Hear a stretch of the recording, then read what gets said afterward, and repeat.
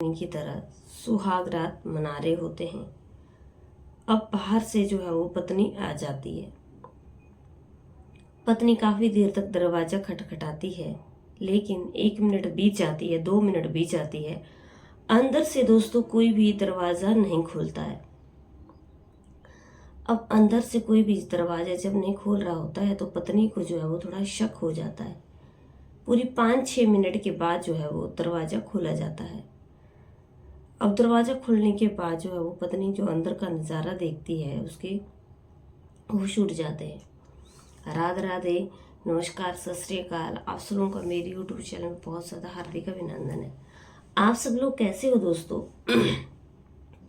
मैं उम्मीद रखती हूँ कि आप सब लोग बहुत अच्छी से होंगे और हमारे चैनल पे जो है वो कहानियाँ सुन रहे होंगे। तो आज की कहानी जो है वो राजस्थान के एक छोटे से गांव से शुरू होती है, जहाँ पे क्या होता है कि एक परिवार रह रहा होता है। परिवार में 3 भाई होते हैं और माता पिता होते हैं। अब दोस्तों उनमें से 2 भाइयों की जो है वो पहले ही शादी हो चुकी होती है, उनके बच्चे होते हैं। अब ये जो तीसरा भाई होता है जिसका नाम मनीष होता है, वो छोटा होता है। अब उसकी उम्र भी शादी के लायक हो जाती है। उसकी उम्र 25-26 साल के आसपास होती है। घर वाले बहुत ज़्यादा चिंता कर रहे होते हैं कि इसकी शादी जो है वो करनी है, और अब वो अपनी रिश्तेदारी में कहीं बातचीत करने के लिए बोल देते हैं। और जैसे ही लोगों को पता चलता है कि इनको शादी करनी है तो वो तरह तरह के उनको रिश्ते दिखाने लग जाते हैं। अब एक रिश्ता जो है वो उनको समझ आ जाता है, एक लड़की उनको पसंद आ जाती है। लड़की का नाम जो है दया होता है। दया देखने में काफ़ी खूबसूरत थी, और अब ये घर वालों का देख सुन करके लड़का लड़की को एक दूसरे को दिखा करके आगे की बात जो है वो शादी की शुरू की जाती है। अब शादी की बात जो है वो पूरी हो जाती है और डेट फिक्स कर दी जाती है कि इन दोनों की जो है वो किस दिन शादी करनी है। तो मनीष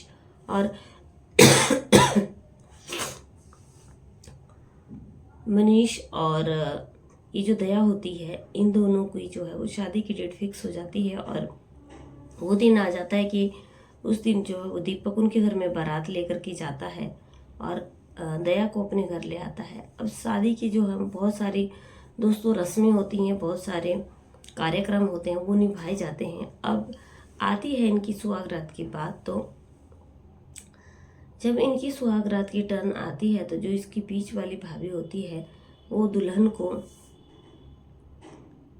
वो दूल्हे के लिए जो है वो कमरे सजा देती है और अंदर जा कर के दुल्हन के कपड़े पहन लेती है और उसके साथ जो है वो उसके बेड पे जो है वो सो जाती है। अब ये जो दूल्हा होता है ये इतना एक्साइटेड होता है ना, वो कभी दुल्हन से बातचीत करता है और सीधा ही जा कर के सुहागरात मनाने लग जाता है, और वो उसका चेहरा भी नहीं देखता है।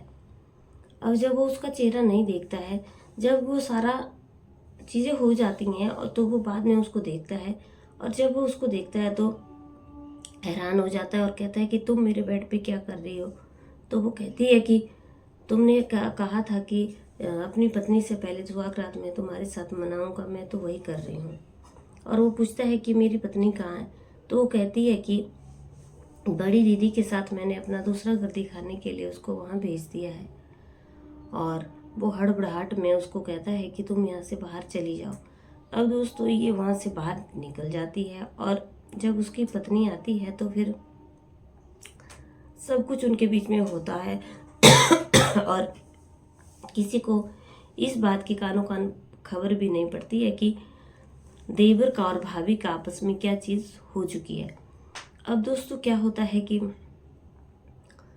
ये जो इसकी पत्नी होती है इसको भी कुछ भी पता नहीं होता है, लेकिन आगे आगे जैसे समय बढ़ता चला जाता है, एक दिन दोस्तों ये जो एक दूसरे के साथ जो है वो बहुत ज़्यादा देवर और भाभी ये दोनों एक दूसरे के साथ बहुत ज़्यादा प्यार करते थे। इन दोनों का बहुत टाइम से अफेयर चल रहा था आपस में। लेकिन अब जब दोस्तों इसकी शादी हो जाती है देवर और उसकी पत्नी की, तो ये जो भाभी है इसको बहुत ज़्यादा बुरा लगने लगता है कि अपनी पत्नी से बात क्यों करता है। अब ये जो पत्नी होती है इसकी नई नवेली, इसको कहीं ना कहीं शक पड़ने लग जाता है और इसे बहुत ज़्यादा शक सा भी होने लगता है कि ये आखिर इसकी इतनी ज़्यादा केयरिंग क्यों करती है, क्योंकि एक तो बड़ी भाभी भी है, वो इसकी बिल्कुल भी परवाह नहीं करती है, लेकिन ये हर चीज़ में इसका बहुत ज़्यादा ध्यान रखती है। तो आखिर क्यों रखती है।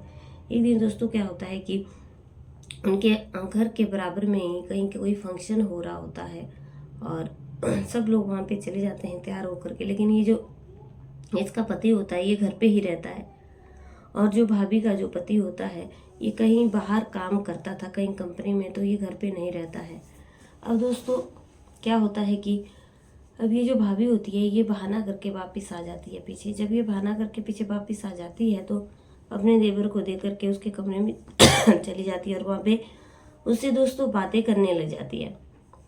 जब ये उससे वहाँ पे बातें करने लग जाती है तो वो बोलता है कि पीछे से कोई आ जाएगा और तुम मेरे कमरे में क्यों आई हो। तो वो कहती है कि आज पीछे से कोई भी नहीं आएगा और आज हमारे पास टाइम है, तुम मेरे साथ वो सब चीज़ें करो। अब ये दोनों जो है वो सारा कमरा बंद करके वो चीज़ें आपस में करने लग जाते हैं, लेकिन जिसकी पत्नी को शक पड़ जाता है कि उसका पति भी नहीं आया हुआ है और पीछे से इसकी भाभी भी चली गई है, तो वो पीछे घर पे वापस चली जाती है और दरवाज़ा खटखटाने लगती है, लेकिन अंदर से दरवाज़ा कोई भी नहीं खुलता है। अंदर से दरवाज़ा जब कोई भी नहीं खुलता है तो उसको और ज़्यादा शक होने लगता है। शक इतना ज़्यादा बढ़ जाता है कि जब ये लोग दरवाज़ा खोलते हैं तो वो कहती है कि तुम अंदर क्या कर रहे थे। तो वो बोल रहा था कि मैं पीछे की साइड था। तो बोलती है कि तुमने इतनी देर से दरवाज़ा खोला और मैं इतनी देर से खटखटा रही हूँ। अब वो बार बार उसको पूछने लगती है और वो क्या करता है कि उसको एक चांटा मार देता है। अब वो बहुत ज़ोर ज़ोर से वहाँ पे रोने लग जाती है। अब वो वहाँ पे बहुत ज़ोर ज़ोर से रोने लग जाती है तो उसके रोने को सुन करके पास पड़ोस के लोग भी वहाँ पे आ जाते हैं।